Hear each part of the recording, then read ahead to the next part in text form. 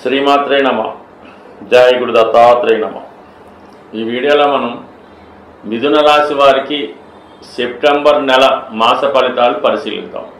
యాజిటీజ్గా మిథున రాశి వారికి ఇప్పుడు ఏర్పడినటువంటి గ్రహాలన్నీ కూడా చాలా అనుకూలంగా ఉండడం జరుగుతుంది. ఏదైనా ఒక గ్రహం జాతకుడికి అనుకూలంగా మారాలంటే వారి యొక్క రాశిలో శుభగ్రహం ఉంటే ఏ గ్రహమైనా కూడా శుభ ఫలితాలు ఇవ్వడం జరుగుతూ ఉంటుంది.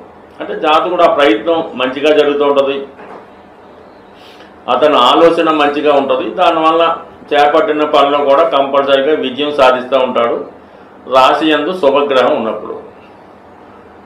ఇప్పుడు ఈ రాశి వారికి రాశి యందే గురుగ్రహ సంచారం. సో ఓకే, దానివల్ల వీళ్ళ ఆలోచన బాగుంటుంది, మంచి కార్యక్రమాలకు ప్రయత్నం చేస్తూ ఉంటారు.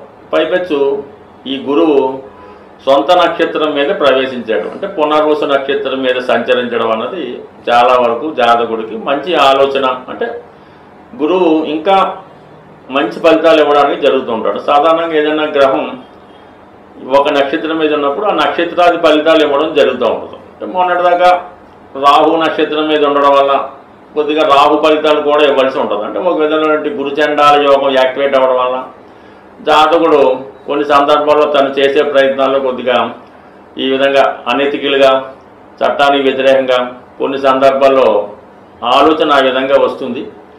బట్ దాన్ని కంట్రోల్ చేసుకునే వారు కంట్రోల్ చేసుకుంటారు. ఇప్పుడు సొంత నక్షత్రం మీద ప్రవేశించడం వల్ల ఓన్గా తన ఫలితాలు ఇవ్వడం జరుగుతుంది. ఎవరి అజమాయిషి ఇంకా ఉండదు, తను సొంతంగా ఫలితం ఇస్తాడు కాబట్టి కంపల్సరీగా సప్తమ భావ ఫలితాలు, దశమ భావ ఫలితాలు ఇవ్వడం జరుగుతూ ఉంటుంది.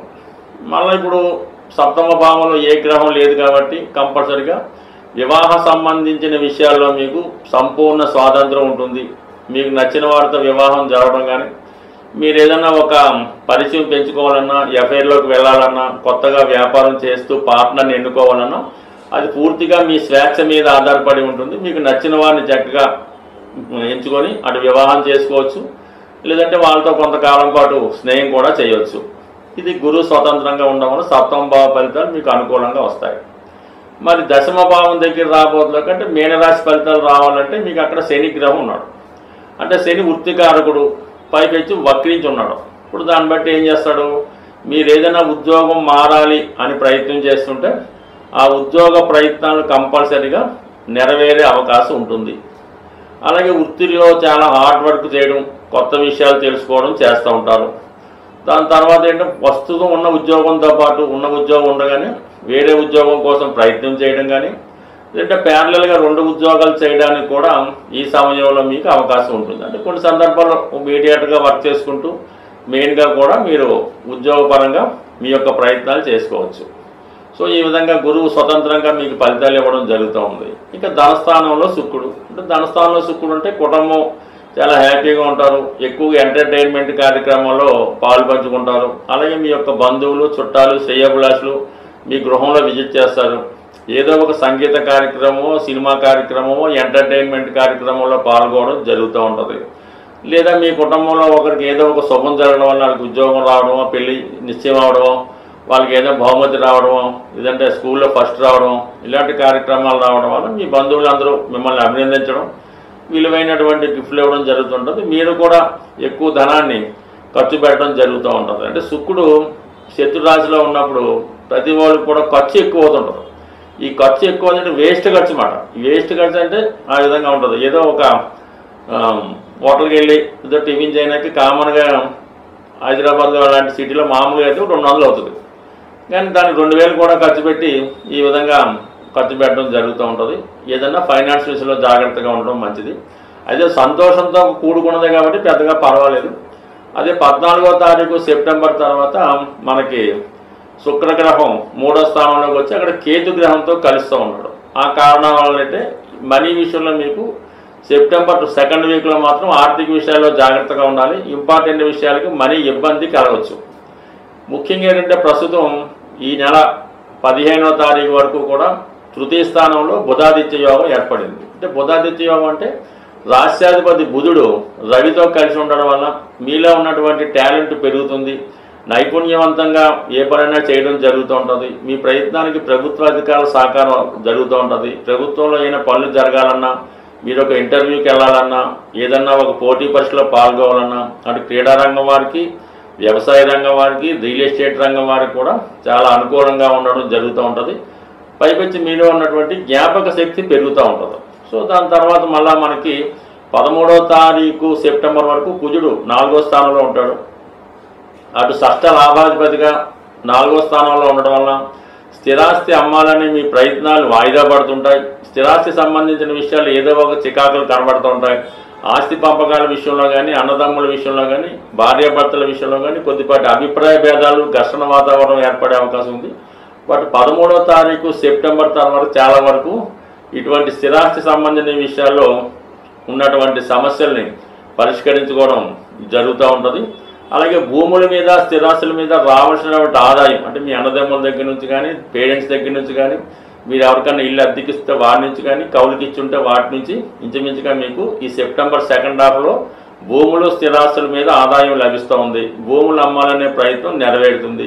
రియల్ ఎస్టేట్ వ్యాపారస్తులకి అనుకూలంగా ఉంటుంది. ఏదేమైనా మిథున రాశి వారికి మంచి ప్రయత్నాలు ఎప్పుడు 100% నెరవేరుతాయి. కొద్దిగా ఆలస్యమైనా సరే ఈ ప్రయత్నంలో కంపల్సరిగా చాలా విషయాలు ఈ సెప్టెంబర్ నెలలో పెండింగ్ ఉన్న పనులు చాలా వరకు పూర్తవుతాయి. జ్యోతిష శాస్త్రం ప్రకారం జాతకంలో ఉన్నటువంటి దోషాలు అవి గోచారరీత్యా వాటిని అమలు చేయడం జరుగుతూ ఉంటుంది.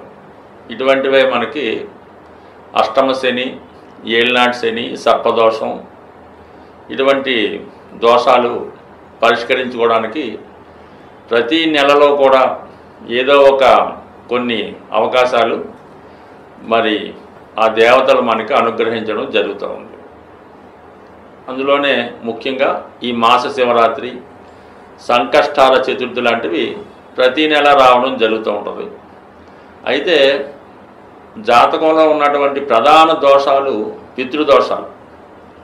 ఈ పితృదోషాలు జాతకంలో ఉన్నప్పుడు అవి ఒక కుటుంబం ఉన్నప్పుడు ఆ కుటుంబంలో 4 అన్నదమ్ములు, 4 అక్కచెల్లెలు ఉన్నప్పుడు అందరి మీద దాని ప్రభావం అయితే ఉండదు. ఎవరో కొందరి మీదే ఆ పితృదోష పరిహారం రావడం జరుగుతూ ఉంటుంది.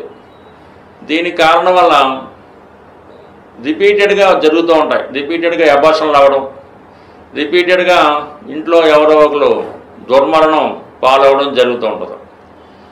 ఒక్కొక్క కుటుంబంలో ఏ సంవత్సరం కూడా ఈ పండగలు చేసుకోవడం లేకుండా ఎవరో ఒకరు కాలం చేయడం అది జరుగుతూ ఉంటుంది. దీనికి ఏర్పడుతున్నటువంటి కారణం ఏంటంటే అది మనకి పితృదోషాల కారణంగా ఈ విధంగా జరుగుతుంటాయి.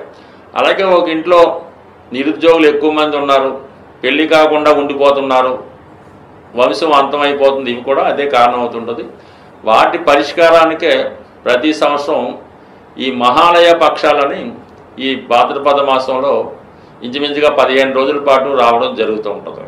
ఆ సమయంలో మీరు పితృదేవతల్ని సంతృప్తిపరిచే విషయంలో మీ యొక్క ఆచార ప్రకారం విధి విధానంగా దానికి సంబంధించినటువంటి పరిహార క్రియలు చేసుకోవలసి ఉంటుంది. మరి అది చాలా రకాలుగా చాలా ఆచారాలు ఉంటుంటాయి. వెరీ సింపుల్గా చేసుకోవాలనుకుంటే గోవుకి సేవించడం, గోవుకి తగు విధంగా మరి ఆహారం సమర్పించడం లాంటివి చేసుకోవడం కానీ, లేదంటే ఎవరైతే మీ పెద్దలు ఏ వయసులో అయితే వాళ్ళు చనిపోవడం జరిగిందో ఆ వయసులో ఉన్న వాళ్ళని సెలెక్ట్ చేసుకుని వాళ్ళకి చక్కగా మంచి వస్త్రాలు అవి పెట్టి వారికి భోజనానికి అవి ఏర్పాటు చేసి కొంత బహుమతి రూపంలో ఇవ్వడం వల్ల కూడా ఆ పితృదోషాలు చాలా వరకు పరిష్కారం అవ్వడం జరుగుతూ ఉంటుంది. మామూలుగా పుష్కరాలయ వచ్చినప్పుడు అది వేరే సంగతి. కానీ ఈ మహాలయ పక్షాల్లో కంపల్సరిగా మీ పితృదేవతలను తలుచుకొని ఏదో 10 మందికి అన్నదానం చేయడం వల్ల, వారికి సేవ చేయడం వల్ల, బహుమతులు ఇవ్వడం వల్ల, ఏదన్నా దానం చేయడం వల్ల ఇది పరిహారం అవుతుంది. అంటే మీరు చాలామంది నమ్మకం ఉండదు, అసలు పితృదోషానికి దీనికి సంబంధం ఏముంటుందండి, మేము పెళ్ళి అవ్వడానికి దానికి సంబంధం అంటూ ఉంటారు. ఇది అనుభవించిన వాళ్ళకి తెలుస్తుంటుంది తప్ప మామూలుగా కవులు చెప్పేవాడికైతే కాదు. ఒకసారి 10 మందికి చేయడం వల్ల నష్టమైతే లేదు, కనీసం మీరు కాకపోయినా మీ తర్వాత తరమైనా బాగుంటుంది. కాబట్టి కంపల్సరిగా మీరు ఈ నెలలో వస్తున్నటువంటి మహాలయ పక్షాలు విధి విధానంగా మీకు ఎంత తాహత ఉంటే, ఎంత సహకరిస్తే అంతే చేయండి. పెద్ద ఎక్కువేం అక్కర్లేదు, ఒక వ్యక్తికి చేయండి చాలు, సరిపోతుంది. బట్ ఏదైనా మనం చేసిన దాన్ని బట్టే భగవంతుడి యొక్క ఫలితం కూడా ఉంటుంది. పితృదేవతలు అన్నా కూడా కేవలం భగవంతుడితో సమానంగానే ఉంటారు తప్ప వాళ్ళేం పర్టికులర్గా ఏం కాదు. ఇదంతా కూడా సమాజం యొక్క శ్రేయస్సు కోసం, మన యొక్క మంచి కోసం మన ఋషులు మనకు నిర్ణయించారు. ఆ ఋషుల యొక్క గోత్రంతో మనం వెళ్తున్నాం కాబట్టి ఇది సదా ప్రతి ఒక్కరి మీద దీని ప్రభావం చూపుతుంటుంది. అది ఎల్లవేళ చూపించాలని రూల్ లేదు, ఎప్పుడో ఒకసారి దాని ప్రభావం వస్తుంటుంది, దాన్ని కొంతమంది బలి అవుతుంటారు. అలాగ అవ్వకుండా ఉండడానికి ఈ పరిహారాలు చేసుకుంటే సర్వదా అందరూ ఆనందంగా ఉండాలి, అందులో మనం ఉండాలన్నటువంటి సిద్ధాంతం ప్రకారం మరి సర్వేజన సుఖినో భవంతు, శాంతి.